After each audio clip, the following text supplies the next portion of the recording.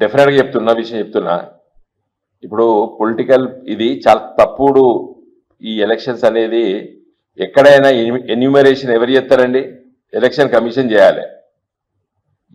ఇప్పుడు ఏమైతే ఎన్యూమరేషన్ మొత్తం నువ్వు వెబ్సైట్ పెట్టేస్తా అంటే ఇప్పుడు క్యాండిడేట్ పోటీ చేస్తా అనుకున్నాడు పోయి ఓట్లు నమోదు చేయించాడు.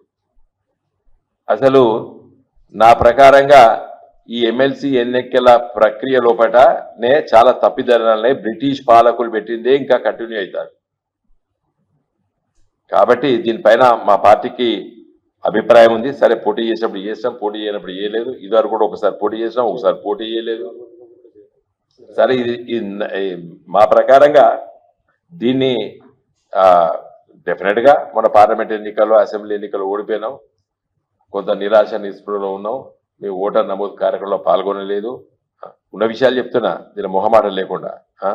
కానీ నా ప్రకారంగా వ్యక్తిగతంగా నేను ఇంకా పార్టీకి అండగా ఉంది, కానీ వ్యక్తిగతంగా నేను చెప్పేది ఏంటంటే ఇది బ్రిటిష్ సామ్రాజ్యవాదులు పెట్టినటువంటి ఎన్నికల ప్రక్రియ. దీనికి చాలా మార్పులు చేయాలి.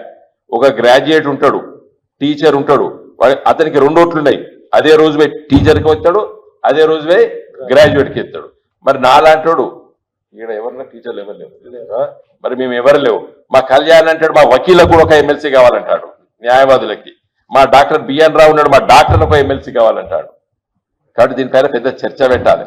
దీన్ని తీవ్రంగా ఖండిస్తున్నాం మేము. లోపక ఎలాంటి ఒప్పందాలు లేవు, ఏం లేవు. మీకు ఎన్నికలు వచ్చేసరికి అటు కాంగ్రెస్, బీజేపీ అభ్యర్థులు ఇద్దరు ఓడిపోతారు.